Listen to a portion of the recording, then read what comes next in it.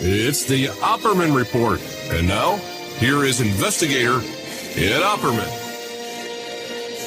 Okay, welcome to the Opperman Report. I'm your host, Private Investigator Ed Opperman. Our archives are free at Spreaker.com. I do it every Friday night, a live show, a solo show at Spreaker.com.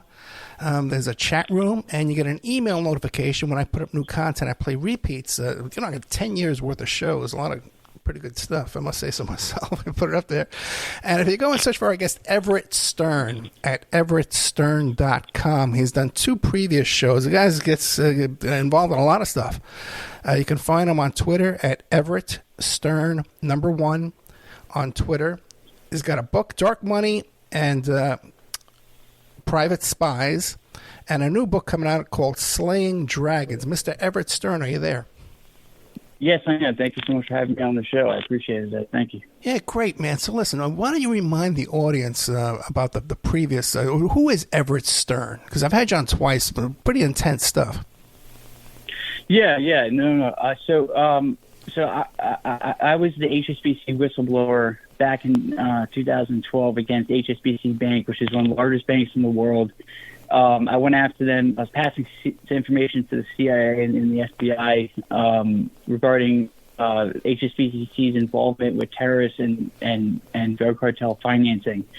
So that was when I was about 20 years old. And then I went ahead and formed a private intelligence agency called Tactical Rabbit. And there I was comprised of a team of former CIA, former FBI, U.S. Special Forces, former U.S. Special Forces people, military and former military intelligence. And what we do is what my goal is, and what companies add threat actors, and what I do is promote justice, fight corruption, hold people accountable. I mean, after I saw what I saw at HSBC, that's what I've been doing. And I've gotten myself involved in some pretty high-profile cases over the years since HSBC. But again, I'm just trying to do the right thing, and I believe public exposure is what ends corruption. And I have to expose these things to the public so the public gets an understanding, of what's going on. And yeah, you're right. Our previous conversations have been pretty intense. Yeah. And everything I said, though, has been 100% accurate. I mean, it's come out in the news. Everything's been accurate. So, one of the things that the last time you were on, we were talking about FBI agent McCorkle, all right? McGonigal, yeah. And he was your point of contact over there, and then you found out that he was being charged with, he was receiving money from Oleg Deripaska. Oleg Deripaska. Yeah, right. It was an interesting guy. This guy was paying $10 million a year to Paul Manafort. Did a really suspicious real estate transaction, $95 million with Donald Trump. And during the campaign, his plane was found parked next to Trump's plane in some very suspicious circumstances there. What was, and now we hear, this is the guy, McConnell, is the guy who's investigating Russian collusion, and he's receiving money from the Russian colluder. Okay? Well, what can you tell us about that? Yeah, so, first off, I'm devastated, to learn that Charlie was, basically a spy for the Russians. Helping Oleg Deripaska evade U.S. sanctions, and this is very, very serious. I mean, he was the head of the FBI's counterintelligence division in New York, and that's the most. I mean, he was one of the most powerful FBI agents out there, and his influence is just incredible. And I was actually at one of his hearings in the New York Federal Building.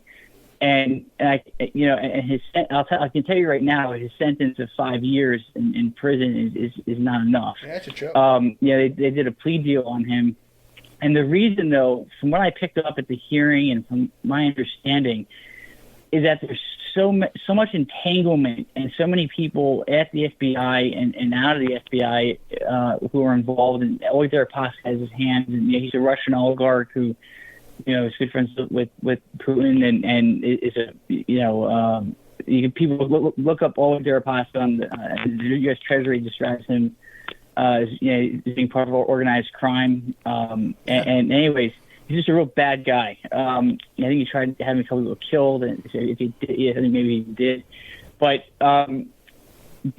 anyways, to learn that my point of contact at the FBI, I was passing national security intelligence to Charlie McGonigal, and then he's giving it to the Russians and selling me out in the United States. And now he's kind of made me radioactive in a way because people. I don't want an association with Charlie McGonigal. People, I'm sure. I never came up as part of a subject of the investigation or anything. Or, I was never part of the grand jury. A lot of people were listed in that grand jury, and I suggest people check that out because there's a lot more people going to go down for this. But I was not listed as one of them. I didn't do anything wrong. I mean, I was just passing information. But I'm sure I did come up as a subject. I'm sure the FBI looked into me, and I know they had my evidence against Charlie.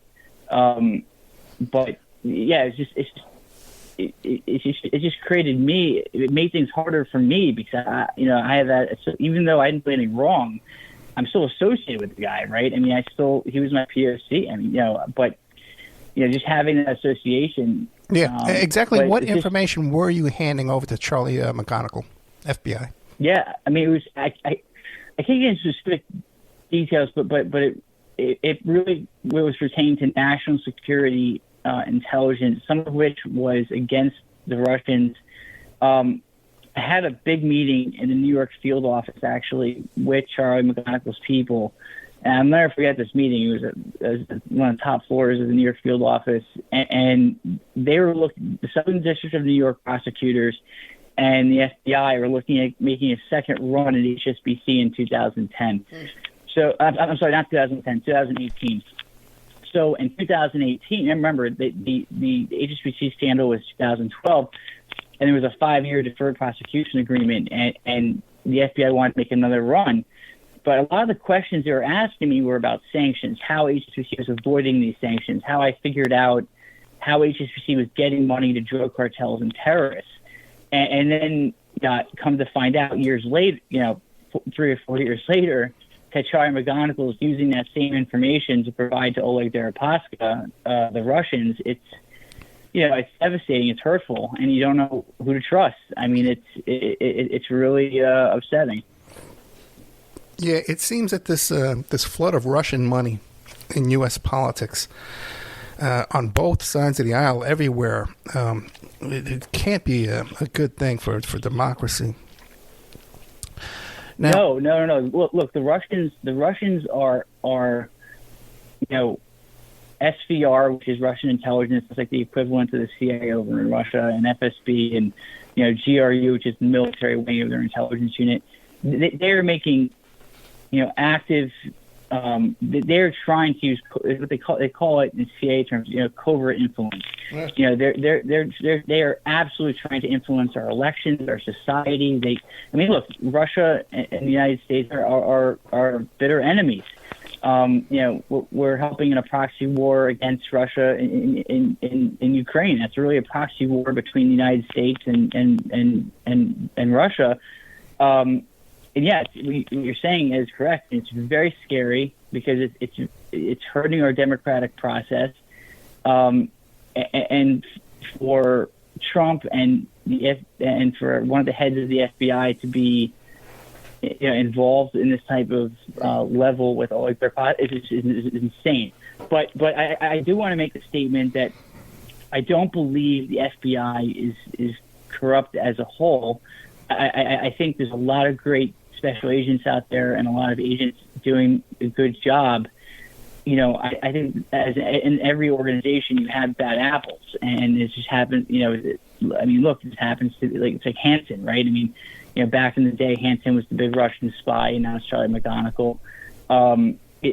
So it's just he's just a bad apple. So I'm not knocking the FBI. I'm just, I know a lot of people are right now, but I do have faith that our justice system will prevail, and the corruption part will certainly correct itself, hopefully. It should. Yeah, it's interesting. I just had Lev Parnas on the show, and he was involved with Ukraine, and he was partners with Rudy Giuliani. And he was telling me the story about the Hunter Biden laptop and how the Russian FSB would take Hunter and send him on these jaunts over to Kazakhstan with hookers and blow and all this stuff. They would film all this, and they were putting it on the laptop. So this laptop is basically a Russian FSB creation. And we have all this other recent stuff going on with this fellow Vish Burra, who works for that guy George Santos now, but he was working for Matt Gaetz. He was working for Steve Bannon. He admits publicly to hacking into Hunter Biden's iPhone with that WhatsApp text. And he was throwing these Hunter Biden laptop watch parties. Okay.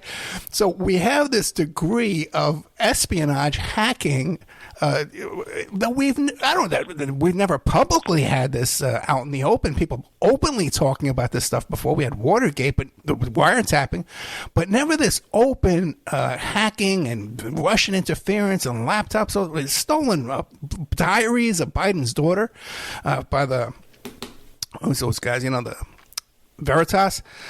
You have a story about Michael Flynn, General Flynn, using these kind of tactics to dig up dirt against Trump's enemies, or not even enemies, but trying to pressure Trump's to make them allies, to make them subservient to Trump. Yes. So what General Flynn did as Trump's right-hand man. What he did as Trump's right-hand man was try to assist in the overturning of the 2020 election in favor of Trump by via the use of blackmail, extortion, gathering intelligence, pushing people towards these audits, which we all know is BS. And I was instrumental in stopping that. And I was working with the FBI. I testified to the January 6th committee. After I testified to the January 6th committee, Flynn was subpoenaed 3 days later, and then he launched. I gave a press conference because I felt a domestic terrorism attack was imminent based on what I was told by one of Flynn's operatives, and that was we will accomplish the mission by any means necessary, including the use of domestic terrorism. That's what was said to me, and that's why I held my press conference, a little over a year ago, and then Flynn sued me for $250 million for defamation. And what I did was, at the time, was I activated my insurance policy on my renter's policy, and my insurance company fought the claim and ended up settling with Flynn, which I was adamantly against happening. And then Flynn's lawyers turned around and publicly defamed me by saying that it was based on the merits of the case and that I defamed General Flynn. That's not true. That's not what happened. What happened was the insurance company made a business decision not to spend $1 million fighting Flynn and give him $150,000 just to close a $250 million. That's all this was. It had nothing to do with my claims or the merits of them. And then what Flynn did was he hired this firm called I believe it's technically called the Akiri Project or something, and what he did was this other so-called private intelligence agency literally advertises doing criminal activity, black hacking, and advertises doing criminal things. And this former CIA operative who was in the CIA for only 5 years, and her name is Lindsay Moran. She's heading this organization, and it's very disturbing that she would be part of something where they're admitting criminal activity. And actually, Intelligence Online did a whole story on them, showcasing what I'm saying now, and that you have a private intel agency out there using foreign intelligence operatives. Doing man-in-the-middle operations, stealing Americans' credit card information, posing as these people who help with Bitcoin and cyber fraud when they're very much on the other side. They're criminals. And what I did was, General Flynn used this group to penetrate my organization, Tactical Rabbit, and to steal information from me, national security information, information that was client lists, things like this, to cause ultimate disruption. Because what Flynn wanted to do was disable. I mean, he's a nut, but he's a smart guy. Yeah. What he wanted to do was to disable my financial capability. So, anyways, I made this connection on on Twitter. I'm at Everett Stern 1, and Flynn is now launching a second lawsuit against me for $10 million for defamation again, because I called him a traitor, and also. He's saying he's not affiliated with this group, and that. So the difference, though, between this lawsuit, and I welcome this lawsuit now, because to be honest with you, the American public, who knows about the first case, thought that I caved to Flynn, and it was very upsetting to me because I didn't cave to Flynn. It was just my insurance company taking a business decision action. But for me, it was devastating because I lost a lot of support because people thought I caved. This time, I'm not going to activate my insurance company. I'm going to fight this. Not only fight it, but I'm going to countersue, and I'm going to bring this into. They're suing me in state court right now. I'm going to remove this to federal, and I want to go after Flynn, General Flynn, Joe Flynn, Roger Stone, and Flynn's law firm. For defamation and for going after my company. Because, again, Flynn's lawyers have made a tremendous amount of defamatory statements online. So is Joe Flynn. These people are responsible, and Roger Stone did the same thing against me.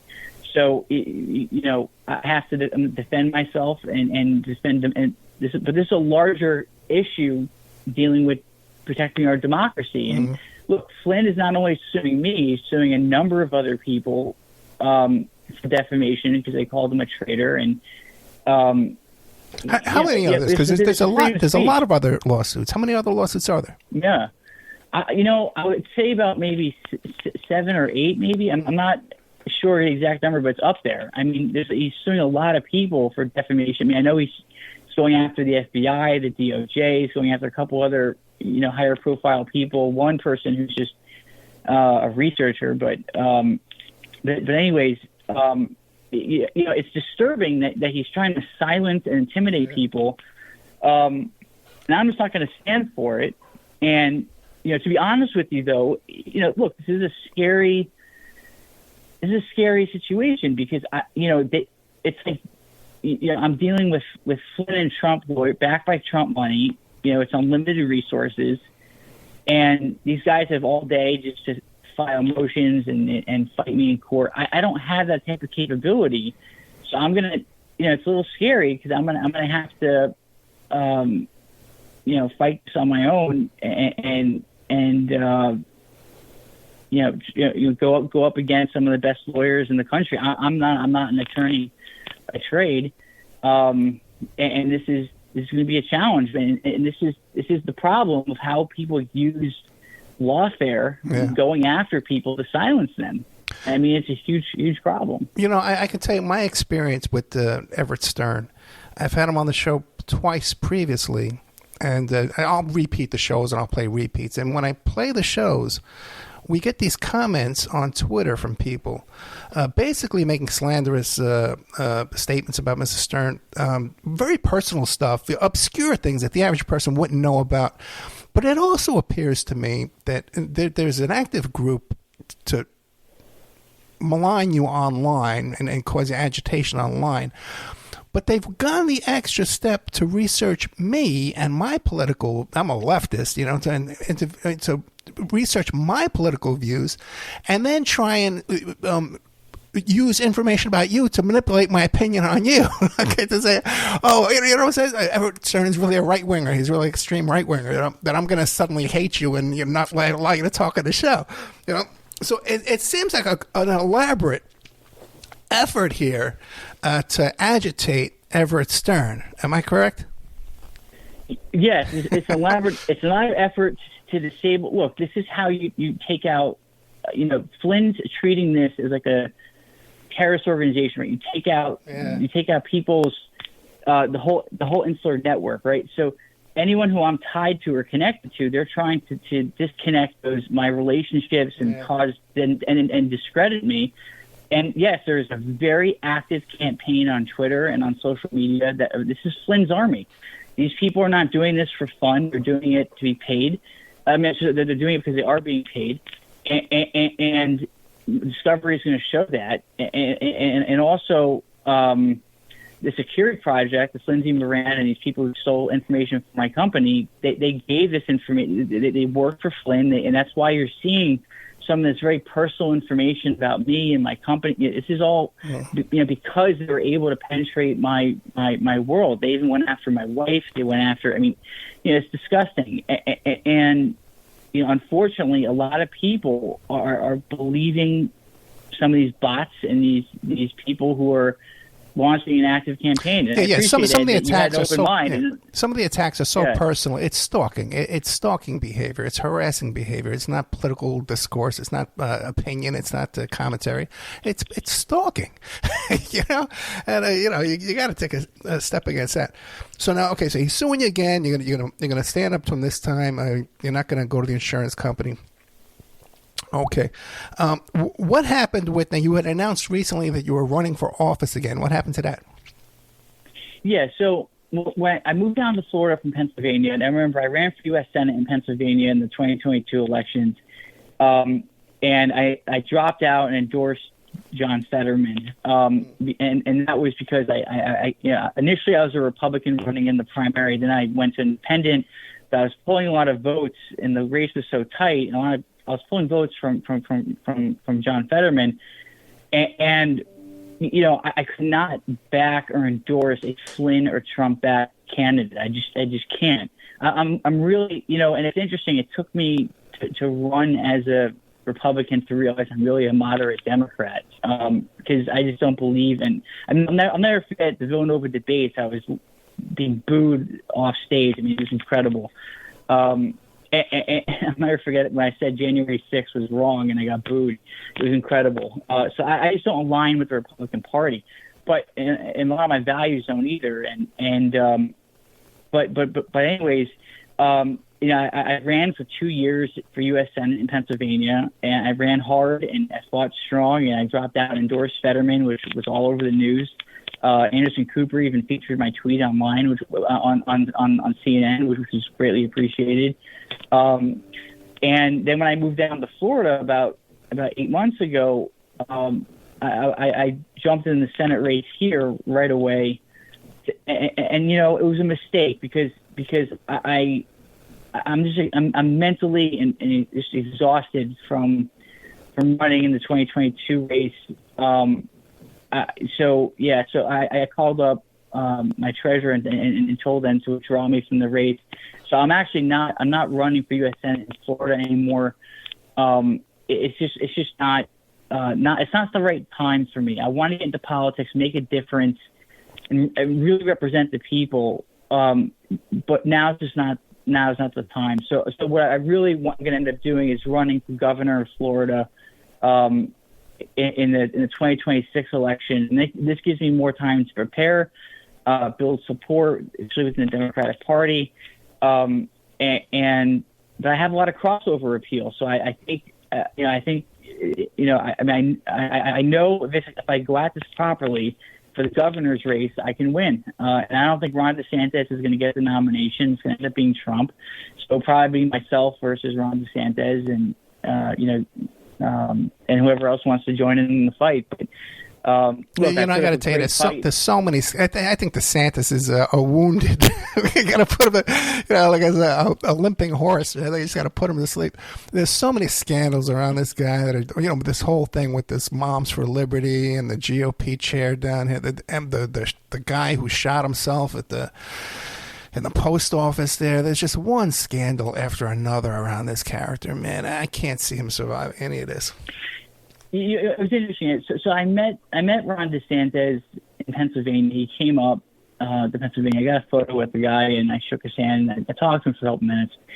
And he struck me as a decent person. I saw him speak and everything. And then after he just struck me as an okay guy, but then he started pulling a lot of these stunts down in Florida, going after Disney and trying to. I could see he went against his own value system by trying to be more right wing than Trump, and trying to get the nomination. And somebody, which was wrong, and I'll never forget somebody, I won't say the person's name, but it's a very powerful person in government, said to me, Everett, don't risk your reputation and sell your soul for a seat.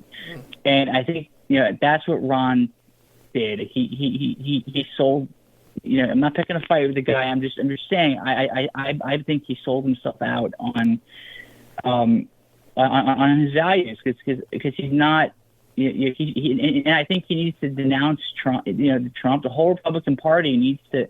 Everyone's afraid to do it, but I did it, and I think a lot of other people need to do it. And you have to be able to stand up for the right things and deal with the consequences as a result. And unfortunately, in today's political world, people aren't willing to do that. And that might mean that I never get elected because I'm not gonna cave or my value systems. And it's interesting what you mentioned, how people make the argument I'm this right wing guy, which is the farthest thing from the truth.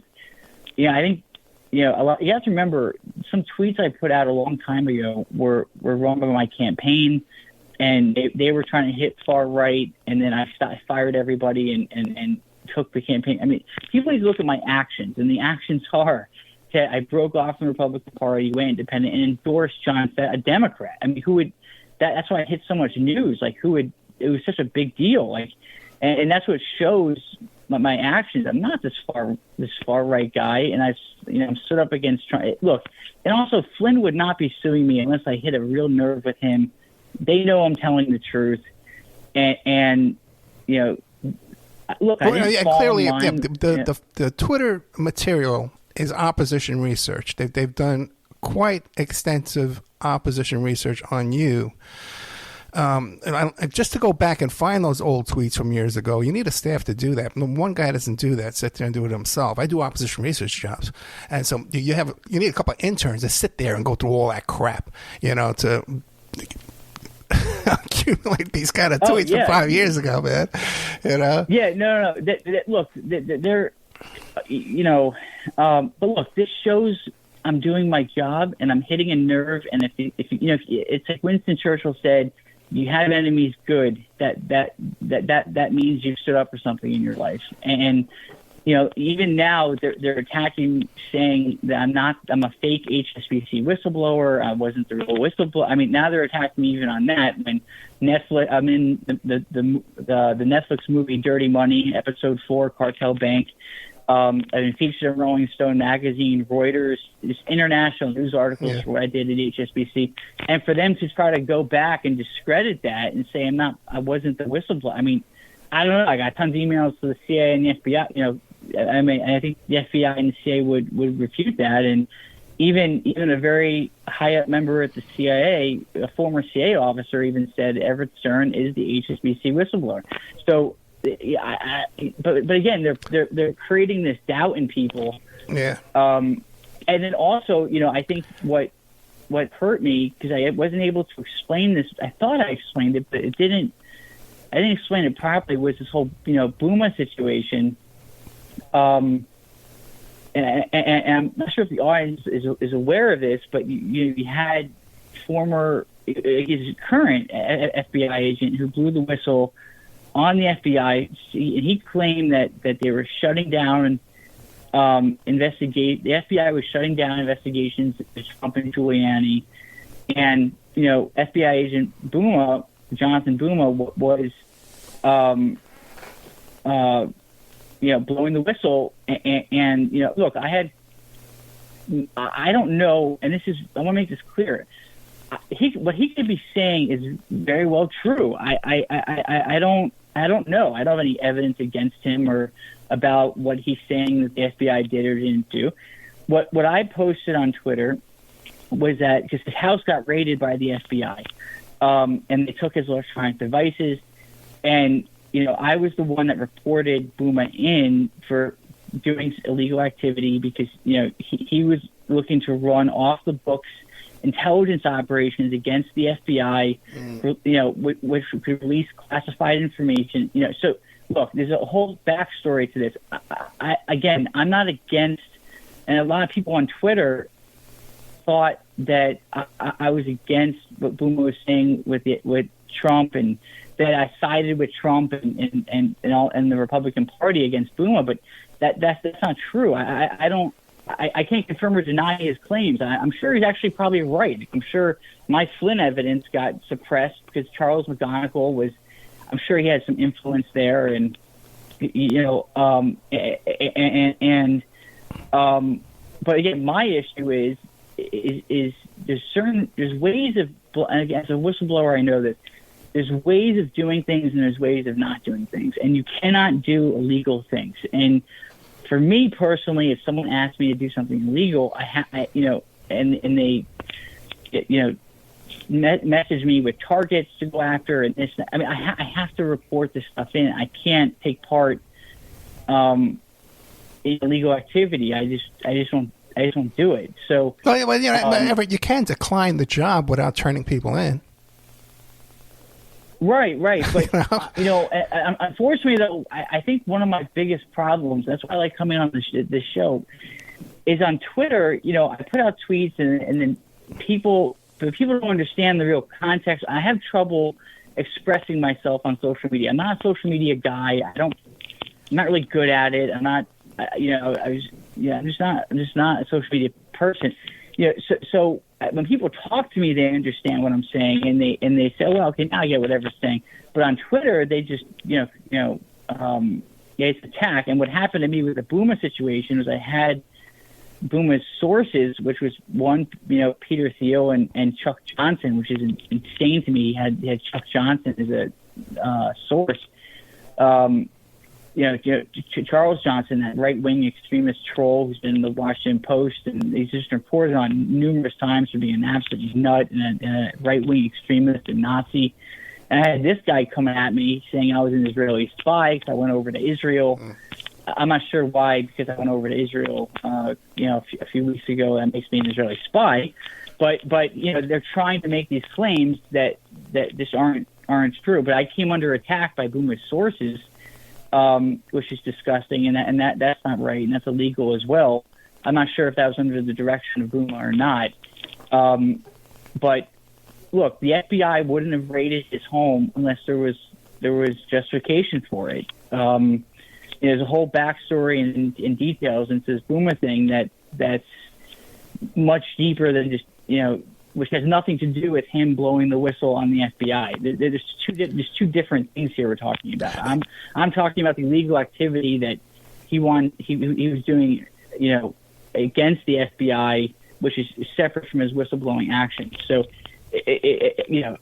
again, the guy should be telling the truth. I'm not calling him a liar. I'm calling. It's interesting too. I was just thinking because I had Patrick Berge on the show. He also testified before the January 6th Commission, and he was telling me about how he was at Rudy Giuliani's apartment in Manhattan and checking out the Hunter Biden laptop there. They wanted him to do some things on that laptop, and like 2 days later, the FBI comes in and raids Giuliani's joint there. They take all his electronics, but they leave the laptop. The only thing they left behind was the laptop.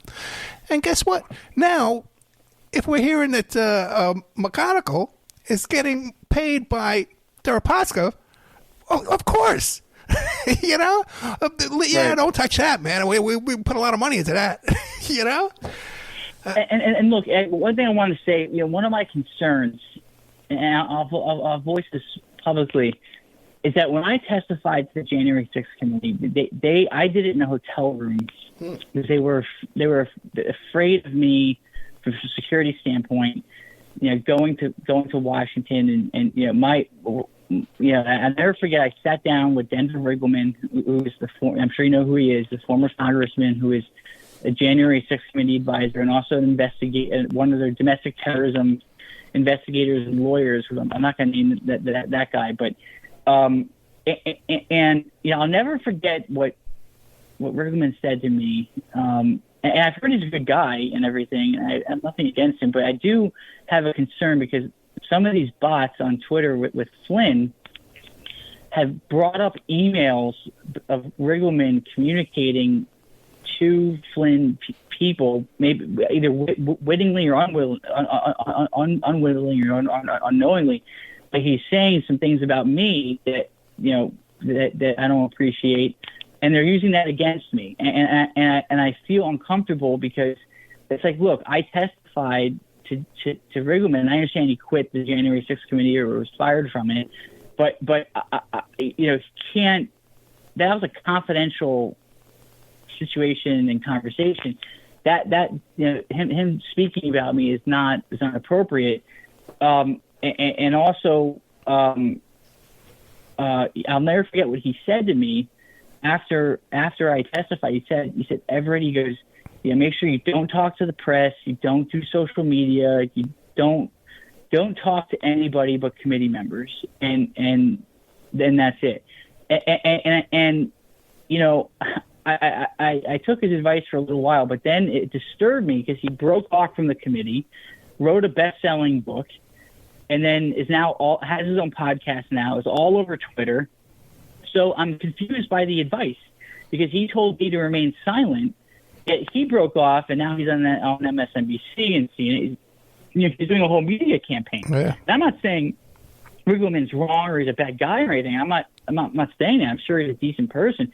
And I'm not saying, and what he's saying, I think is accurate. He's a smart guy. I'm just saying, from my standpoint, where I sit, it's concerning to me that I was given advice, and then these. And that's the thing. Going back to the trust issue, you don't know who to trust because you don't know. You don't know who to trust, and.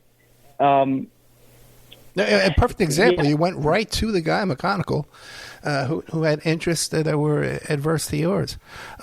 We only have about 15 minutes left, so you wanted to talk about the pardon that Trump gave to Philip Esquamas? Yeah. So there's the whole Philip Esquamas case, which is a really big deal coming up. And this case is where. So let me give some quick background on it. So Philip, the Esquamas family and Philip Esquamas had a whole bunch of nursing homes. It's actually a family based. They're really organized crime, but they had these nursing homes and they would have they were tied in with the Casey crime family and they would have people come into these nursing homes and abuse the elderly, and then so they would break a leg or do whatever or hurt someone and then they would file false Medicare and Medicaid claims against the government. And Philip Esquamas made billions of dollars. It's been tremendous. It was the largest Medicare and Medicaid fraud scheme against an individual in U.S. history. And he made all this money from abusing the elderly. That's what this comes down to. And then and he's sitting in federal prison because he was convicted. And I was very much part of that situation. A lot of people don't know that. That's not public. Because I was assisting the FBI in that case, and I was, working for, in quotations, Morris Esquamas' father, and I was collecting intelligence and passing that to the bureau. And that's a whole other story. We don't have time to we can get to that in another show. But I know a couple of newspapers are working on that story. But anyways, Philip Esquamas went to jail, and then he was all of a sudden, pardoned by Trump, along with Flynn, in the same pardon. So it's like, why would Trump pardon someone who is abusing one of the worst, horrific cases of Medicare and Medicaid fraud? Abusing the why pardon this guy, right? Out of all the people to pardon, why him? Mm-hmm. And the answer is that someone was paid off in the Trump org to do so. And I can say that with confidence, with a very high degree of confidence, because I worked with Morris Esquamas, the father, and he was doing everything possible to get Philip Esquamas out of jail. And he even got in trouble for bribery at University of Pennsylvania. There's a lot of this is what Morris Esquamas did. He's dead now. He died a couple of years ago. But his son Philip was pardoned, and now the government's going back at him again to make sure he ends up back in jail. because they're saying the pardon wasn't entirely accurate, and they're saying that they're bringing up new charges against him. So I might get called in to testify against Philippus Formes. It's very important that he lands back in jail. And there's some recent news now about some Supreme Court decision. I haven't looked into it too deeply here, but I know Bureau is going after Philippus Formes again. And again, I think what needs to be found out is who is paid the Trump administration. How did Philippus Formes get on Trump's radar? And how does someone like that get pardoned? It's disgusting. Anyone who looks up the Philippus Formes case, and it's spelled ESFORMES, it's just a disgusting, disgusting case. Well, I've had several people on the show who are familiar with the Trump pardon process. Either you went through Jared Kushner, you went through Dershowitz, or you went through Costello, who was Rudy's lawyer. Do you know who these Formes family who they went through, and maybe how much they paid? Because it was up to $2 million for these pardons. Yeah. I don't know exactly what I do know is that there was a mole within the DOJ. This is what I was told, that there was a mole within the DOJ, and as Formes' lawyers were getting information. This mole was feeding information, and to the Formes legal team. And this is very serious. I mean, this is a really big deal. I'll never forget meeting with the Miami at the Miami field office, all these FBI agents there about this.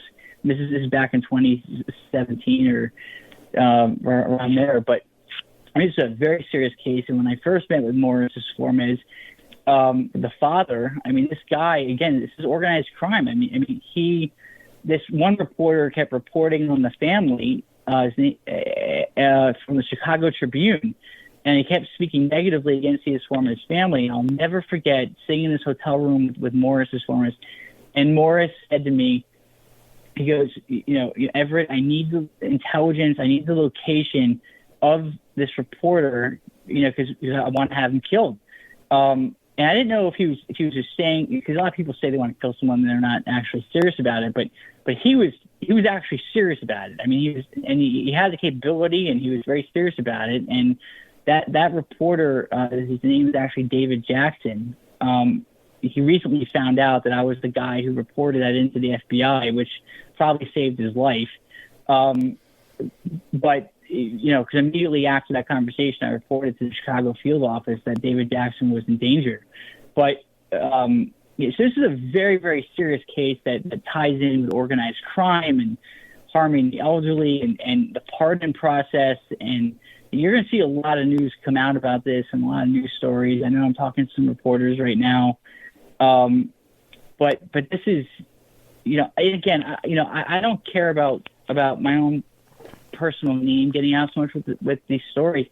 What I do care about, though, is that people understand the truth and that these certain things are happening where they're not being reported in the news, that are these side stories that are very important and impactful to these cases that the American public should know. Like, the American public should know, how far the Formes family went to get Philip out of jail, and in the extent of them doing so and bribing judges and getting, having DOJ moles and this and, paying Trump. I mean, it's crazy. Yeah, the audience should know, too, that there's not a lot of places that Everett Stern can go to talk about this, because, or even Lev Parnas.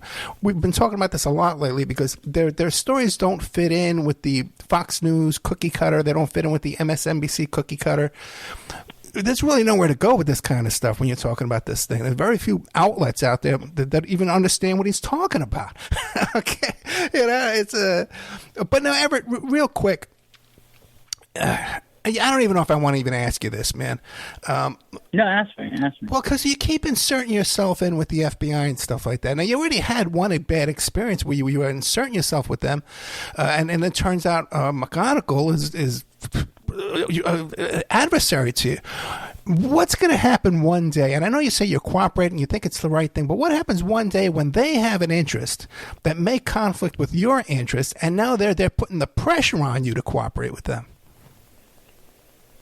look, I will always cooperate with the FBI. I'm not a source, okay? I don't work for the FBI. I don't work for the government, but I will always cooperate with them and always help the United States government. I'll never go against the United States government under any circumstance.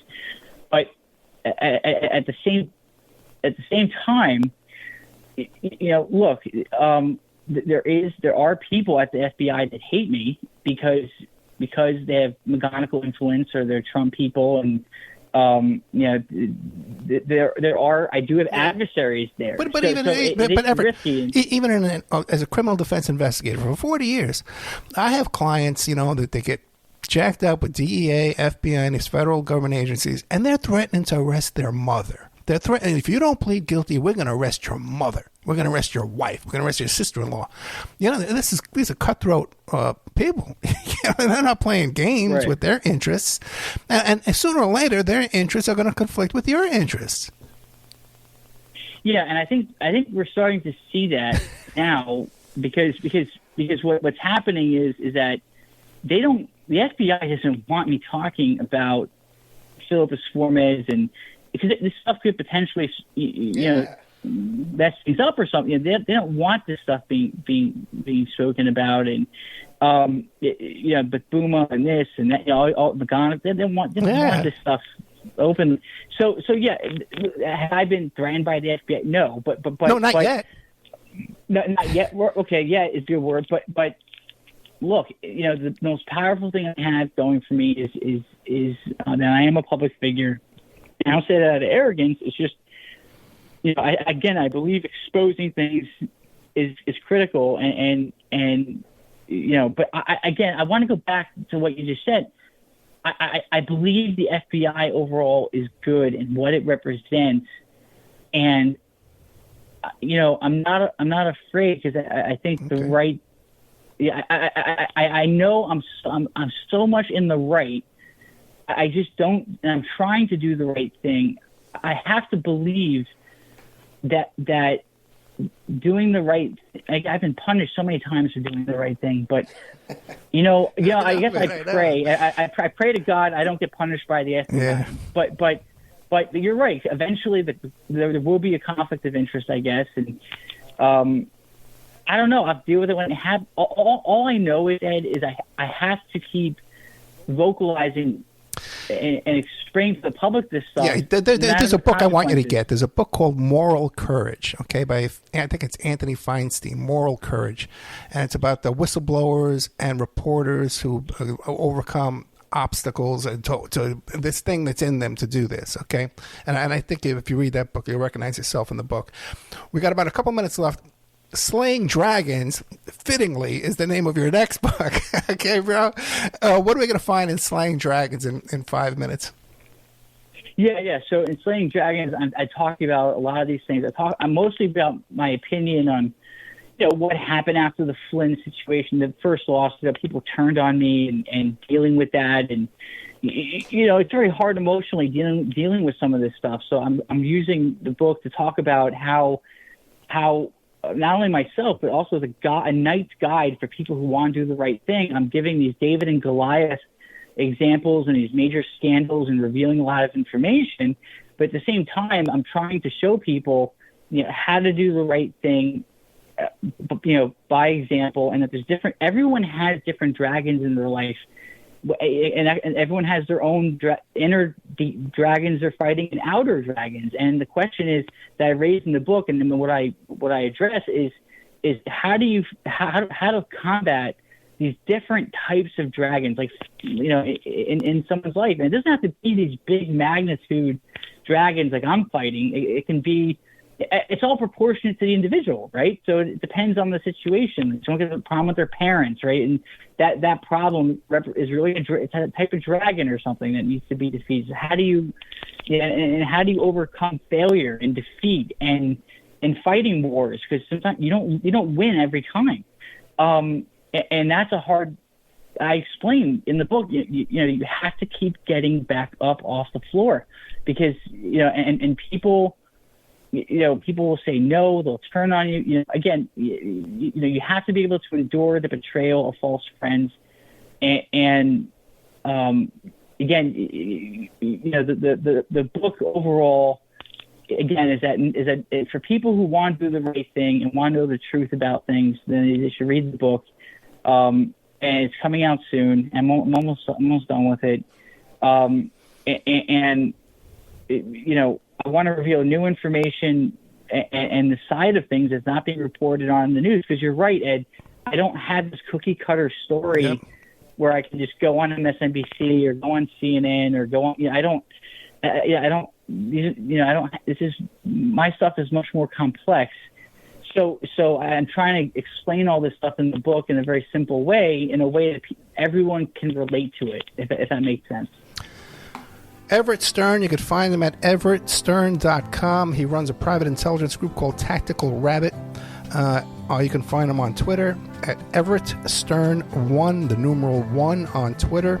The books are Dark Money, Private Spies, and Slaying Dragons is coming out next. Everett Stern, thank you so much, man. Oh, thank you for having me on the show, and I appreciate everyone listening. And if anyone has any questions, please reach out to me on Twitter. I'm more than happy to answer questions. There you go, man. I'll talk to you soon. Thank you, sir. Bye.